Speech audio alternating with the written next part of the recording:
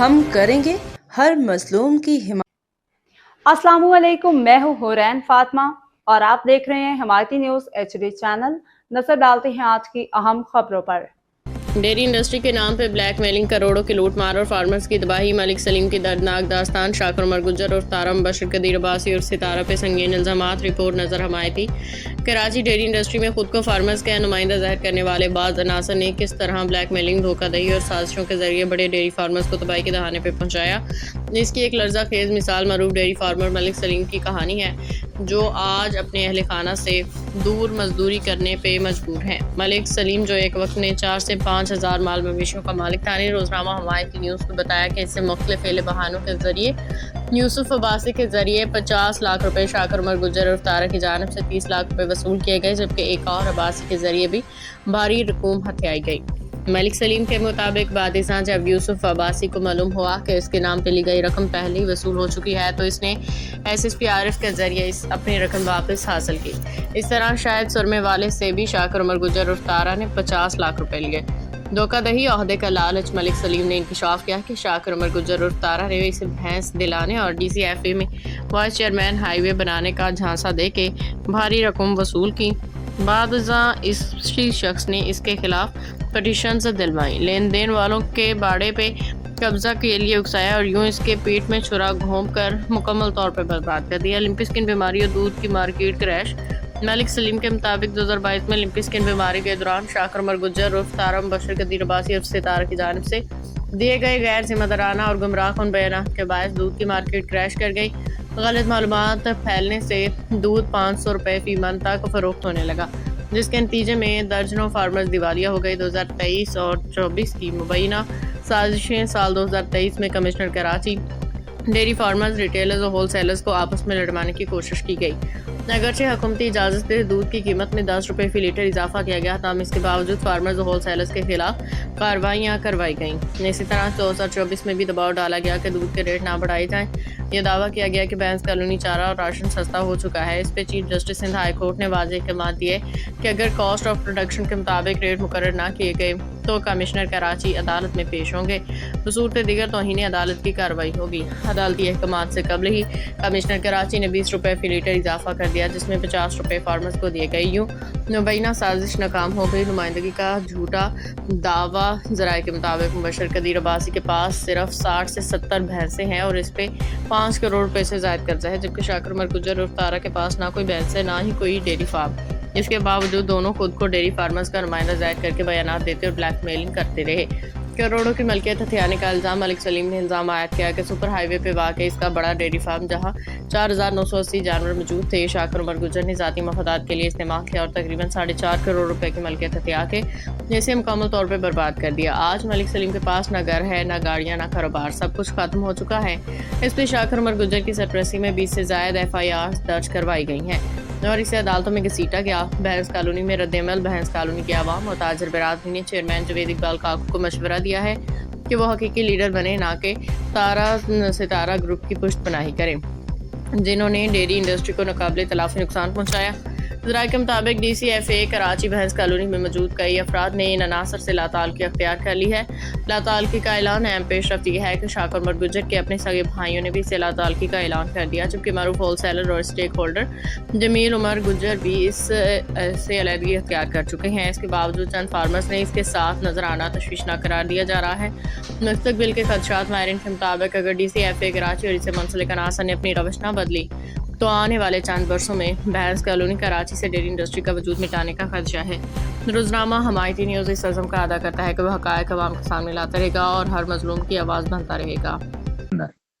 नहीं, अभी अगर आप किसी ये जो इसके साथ ये चल रहा है जावेद इकबाल काकू के साथ, जैसे आप बता रहे हैं, इसने कितने ही बंदों को रौंद के आपके पास 4,000 भैंसे, 4,000 माल, कोई मजाक नहीं होता। 4,000 माल बोलना आसान है और गिनती करना, उसको खिलाना, उसको जो है ना वो परवरिश जो कहते हैं उसको संभाल देखभाल करना बहुत ही बड़ा क्या कहता हूँ आपकी जुर्रत को सलाम है। और आपके 4000 माल को उसने आपको गलत मशवरे दे के आपको यानी कि दीवार के साथ लगा के अपने जो ना पैसा कमा के साइड पे हो गया। आपका एक बराबर नहीं सोचा, जरा बराबर नहीं सोचा। इसने यूसुफ अब्बासी था, 50 लाख इससे लिए और 30 लाख इसने यूसुफ अब्बासी से लिए थे। हाँ। यूसुफ अब्बासी को जब पता चला कि मेरे से जो डिपॉजिट रकम है इसको मिल चुकी है, जी। तो यूसुफ अब्बासी ने इससे रकम वापस मंगवाई एसएसपी आरिफ मेहवर के पास बैठ के, सही गाड़ी के मंगवाई और दे के गया वहां उसके ऑफिस में पैसा। यानी कि इसके काम है शुरू से ये चिंदी चोरी वाले आ रहे हैं बस से यही काम है। और इसका और हारिस मिठानी की इनकी आपस में बिगड़ी तब थी कि बायोगैस का रफीक बुखारी के साथ इनका चल रहा था ना, यूरोप से कांटेक्ट, बायोगैस बनाने के प्लांट के मामले में पैसा आने पे बिगड़ी थी। जी। रफीक खान बुखारी जो ये हसवा वेलफेयर के भी मैंने सुना है बानी है, उसी की बात कर रहे हो? उसी उसको सारा हाँ जी वो बुजुर्ग से हैं, हमें जानता हूँ, बड़े नेक दिल आदमी हैं। इनके साथ मिलके इनको रास्ता दिखाने वाला रफीक बुखारी था, शाकिर उमर को। सही। इन्होंने बायोगैस का जो प्रोजेक्ट था यूरोप का, यहाँ भैंस कॉलोनी में आने के लिए कुछ पैसे ले लिए थे। अभी इन्होंने काफी कमीशन लिया हुआ है इन्होंने, दो तीनों ने। हाँ, तो उसमें जो है हारिस मिठानी को ये हिस्सा नहीं दे रहे थे। अच्छा। तो फिर हारिस मिठानी ने नई एसोसिएशन बनाई डेल्फा के नाम से। हाँ, डेल्फा के सदर हैं, प्रेसिडेंट हैं और ये पीपल्स पार्टी का कैंडिडेट भी अच्छा है, फरिया तालपुर का सेक्रेटरी रह चुका है। बिल्कुल ऐसे। अभी इसके साथ जो है आजकल शाकिर उमर गुजर उर्फ तारा और मुबशिर कदीर अब्बासी उर्फ सितारा के ताल्लुकात अभी जावेद इकबाल काकू के साथ काफी मजबूत है। इसके बारे में आप कुछ रोशनी डालना चाहते हो? सर, मैं असल में वो जावेद इकबाल काकू साहब हैं, उनसे मेरी डायरेक्ट मुलाकात नहीं हुई कभी। बाकी इनके साथ एक्सपो में जाता रहा हूँ, जैसे हैदराबाद में सिंध गवर्नमेंट करवाती रही है। जी। लेकिन अब ये जो एक्सपो करता है, ये 4था साल जा रहा है डेल्फा का। जी। सन 2021 से लेके और ये 5वां है। सही। जो अभी हो रहा 17 को हुआ है। सही। तो डेल्फा जो है जितनी कमाई एक्सपो सेंटर की होती है वो सारी इसी की होती है, हारिस मिठानी की। सही। तो उसकी जितनी टीम है उसका कुछ भी नहीं है डेल्फन का, सब हारिस मिठानी का। मंडी के अंदर सब जितने भी कैटल फार्म वाले लगाते हैं और डेल्फा की तस्वीरें लगाते हैं, उनके अंदर भी हारिस मिठानी को मिलता है, आर्मी से जो भी परसेंटेज मिलता है। जी बिल्कुल। और शाकिर उमर सिर्फ भैंस कॉलोनी को लीड करके जितनी मेडिसिन आती हैं और जो फार्मरों को पहुंचती, उनके अंदर से उसकी इतनी कमाई हो जाती कि उसको जरूरत ही नहीं कहीं और जाने की। नहीं, वो तो देखो ना, उसके साथ तो फार्मर नहीं है, ये तो एक ब्लैकमेलर है और एक समझ लो कि सेल्समैन है, जिसने वो सस्ता तरीन लेबर रखा हुआ है, मुबशिर कदीर अब्बासी, समझे जी। तो ये हर बंदे के जो है किसी के ऊपर जाली एफआईआर करवाना, किसी के ऊपर जो है ना वो तंज करवाना, किसी के बाड़े में बगैर वारंट के पुलिस भेजना, किसी के घर में जो है ना सर्च ऑपरेशन करवाना, ये सारा दिन इसका अभी यही काम हो गया है, बस यही काम है इसका। और इसने आईसीआई कंपनी में जो अपना जावेद साहब हैं, जो आईसीआई कंपनी थे, इसने करोड़ों रुपए उससे रिश्वत खाई है सोमाटेक के ऊपर। जी, जावेद इकबाल काकू साहब ने। जी, और ये नहीं, इसने शाकिर उमर ने। हाँ, तो शाकिर उमर इसने जी ये जावेद जो है मेडिकल का आईसीआई का डीलर था और बकायदा मलिर कैंट में रहता था। तो मेरे पास शाकिर उमर गुजर इसको ब्लैकमेल करके पैसे खाता रहा। सही। इसी तरह बोस्टन का डीडीएफ का जो था, उस वक्त का नाम मेरे ज़हन में नहीं, गुलफाम करके था ना, जी जी उसको भी इसने करोड़ों रुपए खाए हैं। इसने बिल्कुल। बोस्टन को अपने पास स्टोर करके उसमें से पैसा कमाया। तो बोस्टन ये ये जो चक्कर लगाता है ये आगे पीछे, वहां से यही तो इसका कोई साला भी है ना शाकिर उमर गुजर का, यहाँ FIA में, समझे जी, उसके जरिए ये सारी चीजें वहीं से क्लियर तो करवाता है ना, ये करवा के मंगवाता है।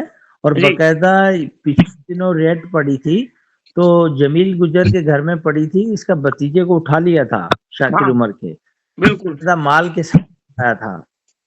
बिल्कुल ऐसा ही है। फिर वो इन्होंने अपने जराये के जरिए उसको छुड़ाया। हाँ वो कैंट में बहरहाल रहता है, इतनी बड़ी थोड़ी पहुंच तो है, माल खिलाता है बंदों को, दूध पिलाता है और क्या नाम है घी वगैरह देता है, तो थोड़ा सिस्टम तो है उसका जो ना 2 नंबर लोगों के साथ। वैसे ही बंदे ऐसे कहीं ना कहीं पड़े हुए होते हैं कोने में किनारे में। बस ये अपने मफाद का है, ताल्लुक जितना भी हो, हाँ लेकिन जी अपने मफाद का है, डसेगा रहेगा। किसी दिन। और सर खैरियत है? आपने माशाल्लाह अपना तारुफ नहीं डाल लिया, हमने भी आपसे।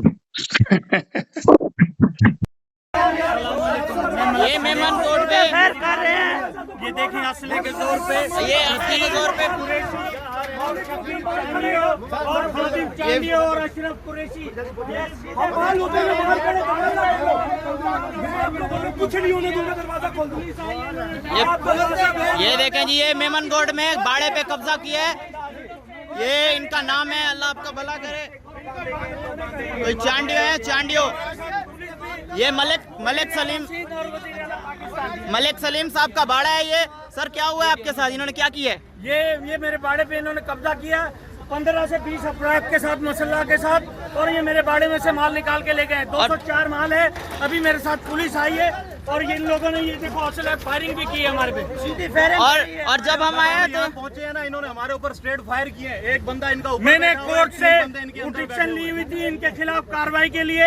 ये इन लोगों ने मुझे बहुत, नाम क्या है सर, ये बंदे कौन है? ये शफीर चांडियो, शफीर कुरैशी, अशरफ कुरैशी, अरमान कुरैशी, ये लोग हैं। ये तकरीबन 5 अफराद ने जो है मेरे माल पे कब्जा किया, कब्जा करके हमारे माल के ऊपर हमला करते रहेंगे। अभी भी एक इनका बंदा मौजूद है और 4 आदमी फरार हो गए। ये असले वाले इधर से। ठीक हो गया सर। बाखबर रहिए हर जगह हर वक्त, जानिए मुल्की और गैर मुल्की हालात व वाक़यात यकीन के साथ।